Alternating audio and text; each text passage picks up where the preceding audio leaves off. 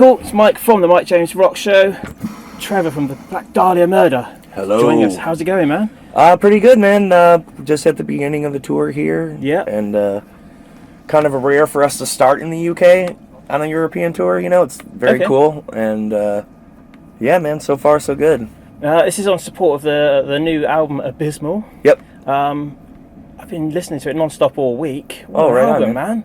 What Oh, an thank album. you, man. Thank you. Appreciate that. Definitely seems like a step up again in caliber compared to the last one. We're trying, man. We're always thinking about the future and always trying to be a better band. And, I think we still have what we've done in the past in mind, too. You know what I mean? Yeah, on Hollow and stuff, but just kind of pushing our sound into new territory. And this time, some faster territory, with Alan. That was a nice trick to pull out of the bag, was that he was able to go much faster than we had even really known about, you know what I mean? So that was cool. And yeah, man, I'm really happy with the reception right now. It's a good time to be us, man, to be have success again, have people liking the album, people liking the artwork, and just full speed ahead, man, right now.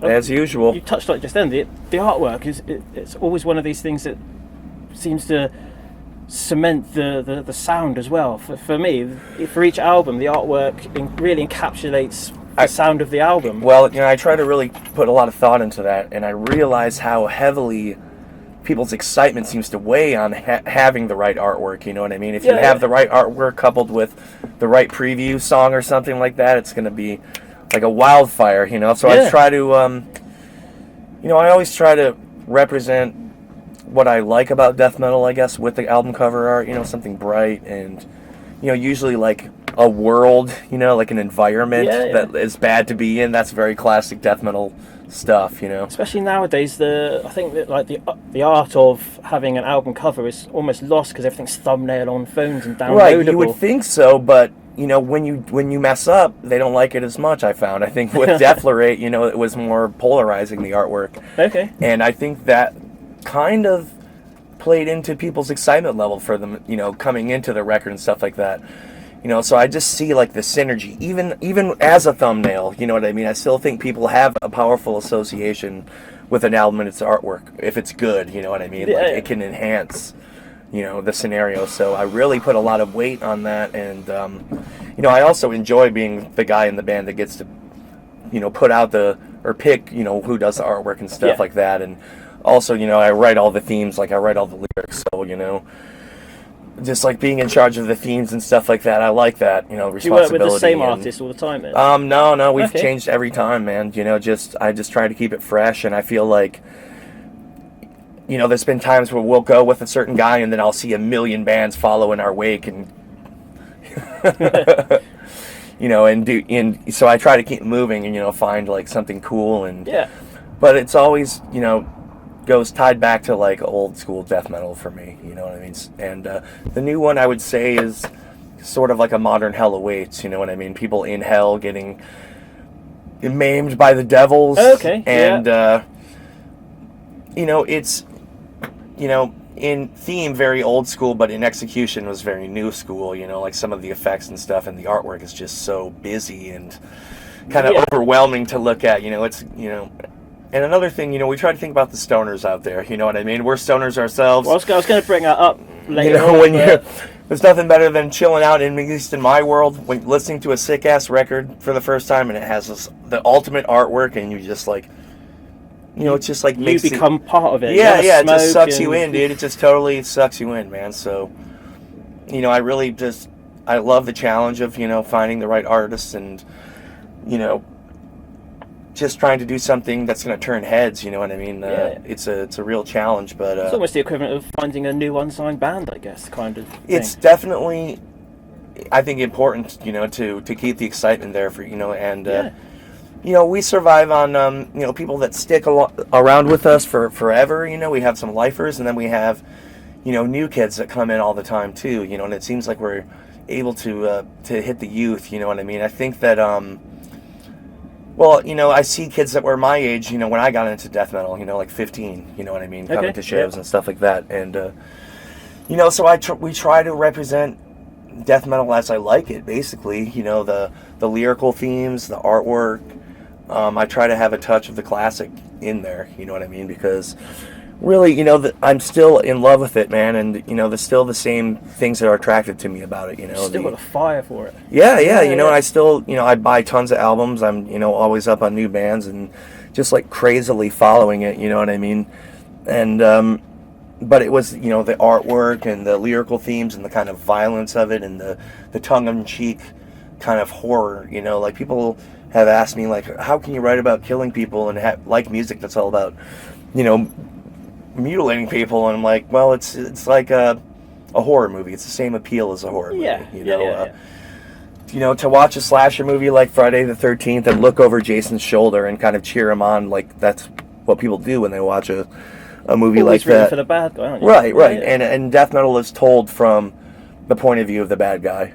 Like I'm always writing as the villain, you know what I mean? Yeah. And I think that it's the villain's music, you know what I mean? It's the, I see it still largely as an anti-Christian thing, you know what I mean? To always embody evil and to denounce what is good and what is the norm, and so I don't know, I'm just like stuck there, you know what I mean? I like that. I like the responsibility of, stuck there, man. And I like having classic lyrical themes, and I kind of try to put my own spin on them, but mostly everything we've done is just classic stuff, like Help, I'm Stuck in a Grave and I Can't Get Out, that's Funeral Thirst, a few necrophilia songs, Longing for the Dead, I really am lyrically just kind of infatuated with that concept, just like not just sticking your dick in a cold one, but the kind of love affair that people have with someone that's dead, you know what I mean? Like they're still in love with someone that they've lost. People always go to graves, don't they? Just chat with their parents or lost loved ones. So you see how it can go further than that. Maybe if you're like in love with the person and go a little mad, and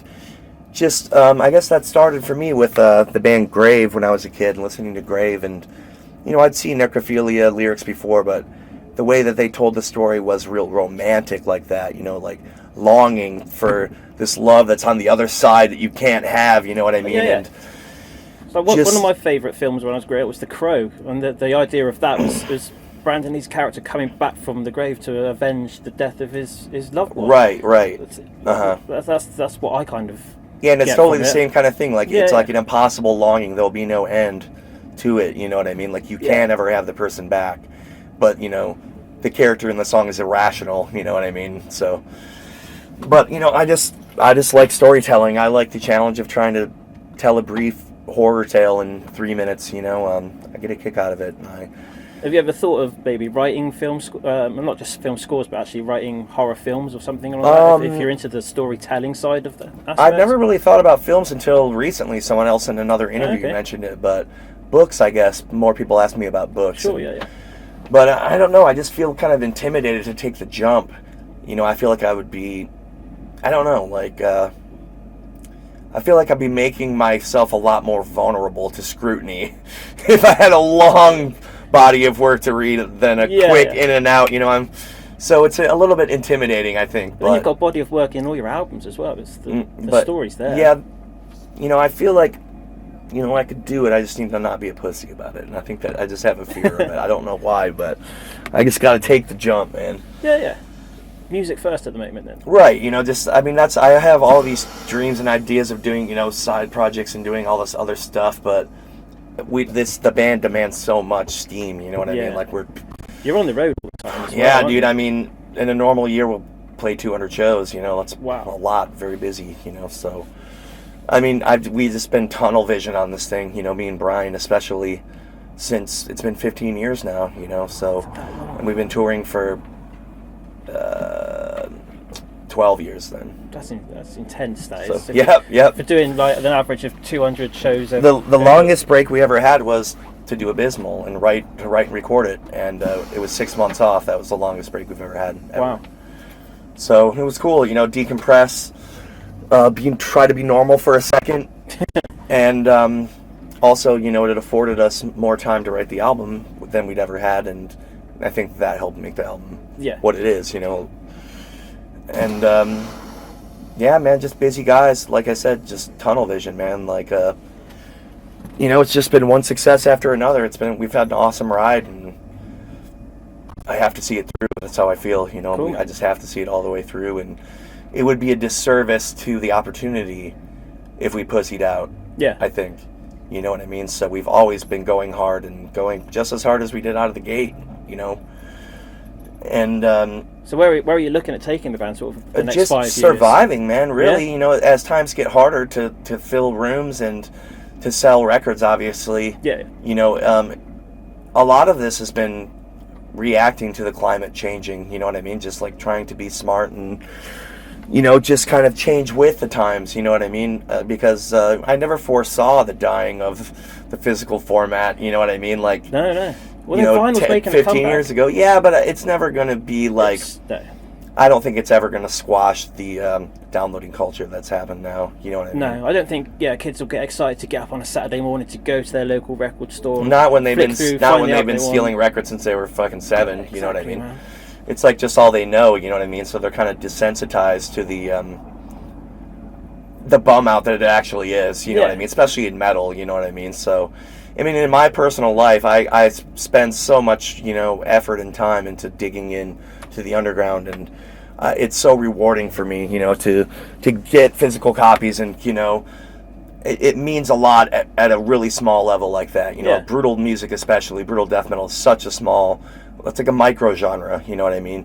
Like making the effort and getting the T-shirts and fucking, you know, I try to wear band shirts for bands that I like, smaller bands, and just try to spread the gospel in everything I'm that exactly I do. the same. I've got a local band t-shirt You know, on just as we speak, just to I represent just them. try to spread the gospel in everything that I do, man. So, you know, it just bums me out that the times have kind of changed how they have. You know, and I have a lot of respect for people that go out and buy physical copies and that still have pride in collecting Yeah. metal. You know, because I still do. You know what I mean? I still get a huge kick out of it. So. Did you alphabetize it? Have you got a wall of Oh yeah, CDs dude. and stuff? I just fucking got these new racks, so they would all look the same because I had all like a piecemeal setup. It looked all crazy, Yeah. and I had to build it. And then I had this column going over at Metal Injection where I like, you know, talk about all these brutal albums that are coming out Yeah. every month. And I took a photo for it where I was buried in my CDs. Like my girlfriend took the picture. And so I just took all my favorite CDs out of my collection, and that day they got so fucked up out of order, and they stayed like that for about 6 months. And then I had way too many CDs for the rack, so they're just like stacking and stacking. So while I'm building these racks, I'm trying to re-alphabetize all my shit.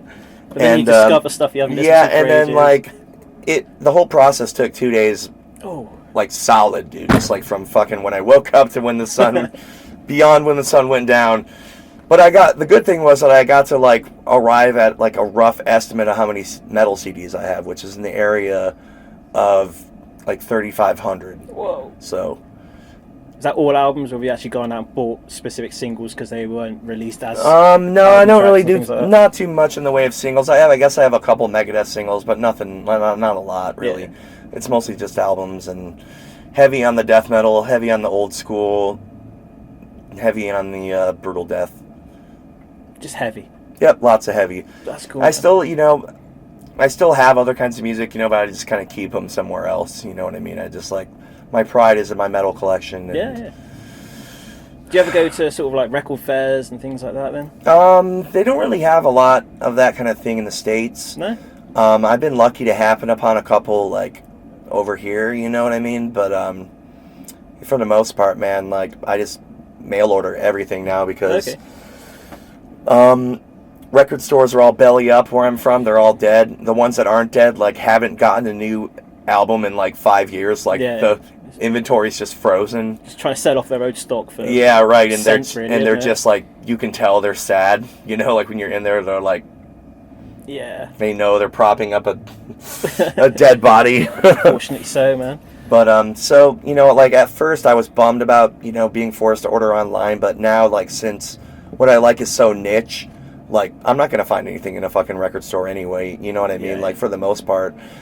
You know, like I'm looking for the newest Peruvian slamming brutal death metal band. It's not going to be in your average even metal store. You know what I mean? So you can buy it direct off the band. It's going to money's going to go direct. Right, to the that's band. what I do. I buy it from the labels for the most part. And in the era of Bandcamp, which I love, buying through people's Bandcamp stores where you get the physical copy in the mail in a couple days, and you instantly get a download of whatever quality you want. I always go for the FLAC. You know, like I don't listen to MP3s anymore. Yeah. Keep everything in lossless, so it sounds just perfect. You know, it sounds like the CD. Nice. And so yeah, I enjoy. The Bandcamp always baits me into shit, man. When it has the physical copy available, right there for $10, and the digital was only $3 less, I'm like, I'm gonna get the physical every fucking time. Yeah. You know. Cool. We touched on it earlier, the stoner side of the band. Notice you've been involved with High Times as well. Yeah, they've been really taking a liking to us lately, and that's like the best thing we could have ever asked for. You know, it's just a great platform for people to discover our music, and we're very thankful for that. And obviously, we smoke a lot of weed, so, and we're semi-comedic guys, so I think that they. I don't know. They're just taking a liking to us lately, and it's awesome. It's another platform to get your sounds out there. It's great, dude. We'll take any avenue, and there's people that'll like, see some of the things we've done as a sellout, like playing on Warped Tour, or, you know what I mean. But everything we do is just another avenue to get in front of people. That's the way we look at it. What you've got to do, isn't it? And we're not on the fucking radio. It's not like any avenue we have that's going to put us in front of a bunch of unknowing people, and like be able to convert them.